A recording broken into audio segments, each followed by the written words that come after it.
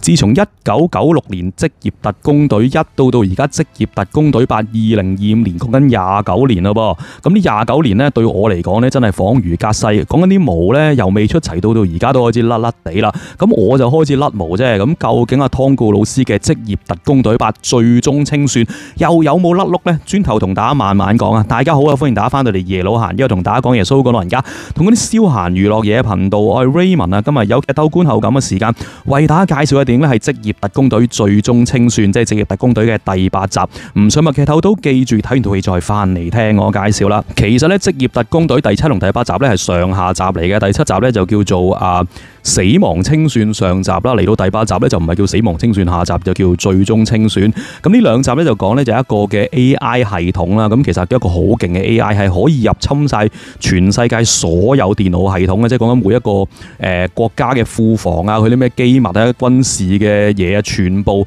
即係商業嘅嘢，全部都可以 hack 到入去嘅，全部都可以掌握到嘅。如果咧即係俾人攞嚟利用嘅，故之然咧嗰人都變咗神咁樣啦。咁啊，就算嗰個 AI 自己發展啊，有咗意識咧，佢去呢度入侵下，嗰度入侵下咧，都係可以好大鑊噶。咁所以咧，就係湯告老師就同埋佢嘅即係職業特工隊嘅團隊咧，就一齊咧就諗住就去即係點樣睇下處理呢一個 AI 嘅問題啦。咁喺過程中咧，當然有經歷到好多即係九死一生啊、出生入死啊。咁我哋呢個即係湯告老師亦都有即係鬼老闆成龍之稱啦。咁所以又飛檐走壁啊。今集咧絕對係上天下海咁即係惡鬥連場嘅。咁究竟最後咧能唔能夠解決到危機，拯救到呢個地球咧？咁老老實實話佢拯救到嘅，但係過程究竟好唔好睇呢？咁真係要大家自己入場睇啦。嗱，其實呢個職業特工隊系列咧1至8集咧我都睇過晒嘅。咁但係你問我係咪即係好死忠嘅 fans 又唔係嘅？點解咁講呢？一陣間即係講到我再講下啦。咁但係其實我諗呢一個系列咧一直以嚟好成功嘅元素咧，咁首先即係湯告老師係大家都好中意、好受歡迎嘅一個即係國際巨星啦，係咪又靚仔啦？咁同埋咧一路都講咧，即係形容佢係即係可能好侮辱啦，但係話佢鬼老闆成龍啊嘛。咁好多動作場面啊、特技啊、好多危險嘅動作咧，佢絕大部分咧都係佢親身上陣嘅。老實講，武功都有勞啊，其實都唔應該講武功都有勞，而係真係好睇嘅。你真係會覺得即係好尊敬、好支持嘅，即係樣嘢都咁親力親為。咁同埋就都即係有好多好經典嘅一啲嘅動作啊，即係啲特技嘅場口。就算你唔係 fans，好似我咁，就算我唔係 fans 都好，其實我腦即係一講起職業特工隊，其實腦裏邊都好多幕經典嘅場面咧，係自動彈翻出嚟嘅。咁雖然啦，有啲我都唔能夠即係邊集打邊集，我都未必完全即係分得到，或者係每一集嗰個內容咧，其實我都唔係話記得好清楚嘅。但係總唔知就係呢啲嘅經典場口咧，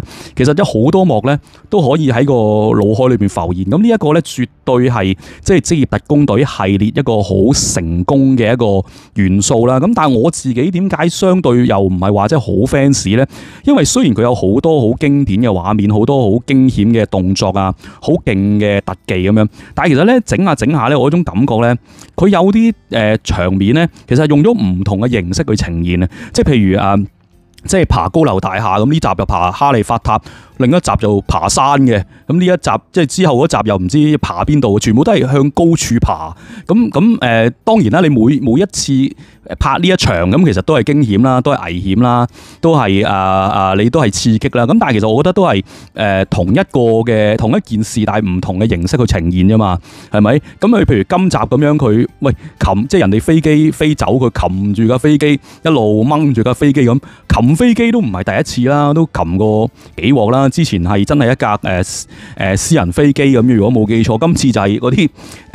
咩舊式嗰啲螺旋槳嘅飛機啦。咁同埋就即係你擒得上去啦，咁實有啲跳傘啊、飛車啊。咁爭在飛咩車嘅啫嘛，咁所以即係好多時候啲經典嘅場口，咁佢雖然每次拍出嚟都係經典，每次拍出嚟都係緊張嘅，咁但係俾我感覺咧就係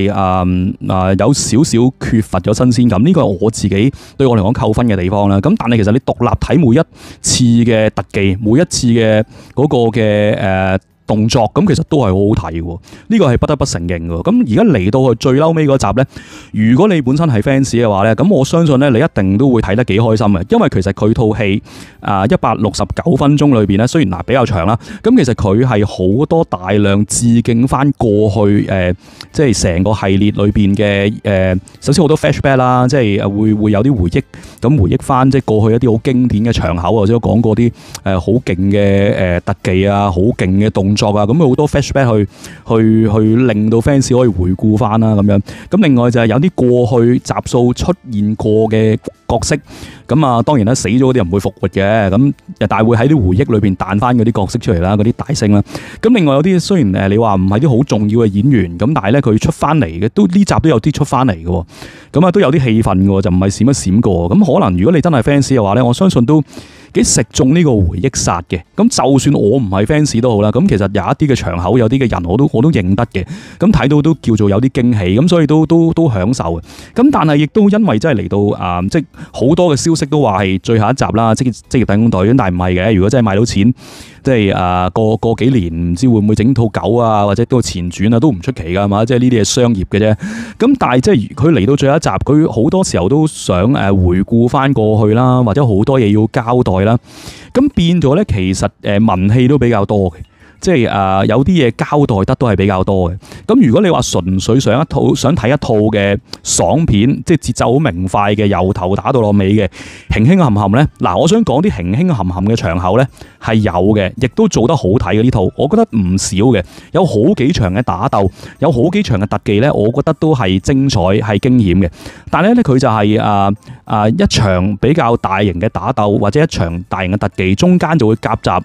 一段唔短嘅一啲嘅文戲，咁啊嗰段文戲一唔短嘅文戲之後咧，又有一場嘅打鬥，你可以話梅花間竹，唔會令你覺得好拖，即係你即係每次去到你頂唔順，差唔多頂唔順咧，佢就整場特技噶啦，咁啊叫翻醒你，咁你醒一醒之後咧，佢又文戲喎，文到去即係你差唔多頂唔順咧，佢又有一場打鬥。我覺得呢套嘅職業特工隊8咧係呢個套路嘅，咁所以你成套戲你會有一種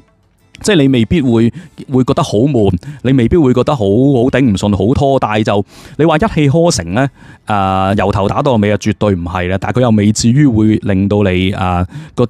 得好大嘅悶場啦。咁中間係有啲多咗少少講耶穌嘅位啦。咁其實你問我咧，即係呢套戲169分鐘，如果可以即係 cut 得緊湊少少啦，我諗其實我估可以 cut 多20至30分鐘。如果真係可以 cut 多20至30分鐘咧，我相信成套戲會緊湊好多。咁當然即係如果你真係要 cut，你都係 cut 啲文戲嘅，你應該唔會 cut 啲特技啊嘛。你同我講唔係啊，即係如果真係要 cut 多20分鐘都係啲打鬥嘅，即係多其他留翻啲全部都係文戲，咁你食得屎啦，應該都唔會啦。咁所以我覺得套戲稍為長嗰啲，cut 翻短啲，節奏爽啲會更加好啦。咁另一樣咧，呢套戲我有少少即係覺得差少少嘅地方，就係上集咧死咗一個我諗大家都好中意嘅角色啊 ，Rebecca Ferguson 啊。咁其實即係之前係講佢同阿 Tom Cruise 係有個感情嘅建立深咗，比較深啲噶嘛。咁但係咧就因為佢拍咗3集，去睇下先第5、第6、第7 3集，去到第7集咧就講佢死咗。咁其實我覺得講佢死咧，亦都係講得係一來我覺得冇乜需要嘅，二來亦都講得就即係有啲無謂嘅。如果即係嗱，因為職業特工隊7咧，我好似冇拍片講。其實佢嘅死法咧，嗰個 Rebecca Ferguson 咧，佢嘅死法係即係佢去到一個位跳橋，係有一個敵人，個敵人就等住佢上橋咧就會殺佢啦。但係其實兩個都冇槍㗎，咁其實佢哋你眼望我眼，個敵人就喺前邊等佢，佢唔行過去咪冇事咯。佢可以唔行過去，我又喺度諗你明知唔夠條友打你行過去做乜嘢？又唔係趕時間㗎，即係又知道阿湯告魯斯咧係趕緊過嚟㗎咯。咁佢，所以我都唔知佢點樣行上去送頭，都拗晒頭。總之我覺得講佢死，講得好冇乜謂謂。咁而家去到第8集啦，即係取而代之就係阿 Agent Carter 啦，即係如果你睇美國隊長就係美國隊長嘅情人啦，就成為咗新嘅呢個職業特工隊嘅一個好重要嘅女角啦。咁但係咧，你咁樣中途插入咧，其實佢同阿湯告魯斯嗰個感情咧，我覺得未建立得好好咧。嚟到去第8集，即係又講到佢哋好似有嘢咁樣，即係未俾觀眾接受到啊！即係大家都未適應到呢個新角色。咁當然啦，即係佢都有即係非常之好嘅身形，有幾幕都有啲香豔嘅，即係非常之即係心長好心長嘅事業線咁露出嚟。咁做一個馬仔覺得好睇嘅。咁但係即係你睇套戲嘅嚟講，我覺得即係呢個角色嘅鋪排唔足夠，咁所以到即係佢即係湯告魯斯出現驚險，佢救翻佢嘅時候，即係你話會唔會好感動，覺得好浪漫咧？我覺得如果真係換翻係 Rebecca Ferguson 去做翻即係同一樣嘅嘢咧，咁觀眾會受落好多啦。咁而家唔係嘅時候，我覺得就真係令到呢個職業特工隊就打咗個折扣。但係無論點都好啦，頭先講過呢套戲咧係陪住大家29年嘅時間，即係29年正正就係我即係成長。到而家開始走下坡咁，即係見證咗我好多嘢啦。咁所以即係我諗好多對好多人嚟講，好多觀眾嚟講都係噶。咁陪住大家成長，陪住大家29年嘅作品，我覺得都點都好啦。大家都係應該要入場支持下咁，同埋其實老實講亦都真係唔差嘅。咁到而家都已經去到60歲嘅湯告魯斯，咁當然同29年前第一集嘅新手比咧，點都係打個折扣啊。但係其實亦都唔差嘅，即係你唔會好明顯睇到佢硬晒太啊，唔識打啊，啲動作好生硬，絕對唔係嘅。你最多都係慢咗少少，或者設計嗰度要遷就下啫。但其實仍然係好好睇。咁所以就我會覺得呢套職業特工隊最終清算咧係絕對值得大家入場支持。所以如果有時間咧，記住入場支持呢套職業特工隊8最終清算，再一次咧支持呢個湯告魯斯，同埋咧同樣需要大家支持，仲有個 channel， 希望大家幫我讚好、留言、分享我哋嘅頻道。好啦，拜拜。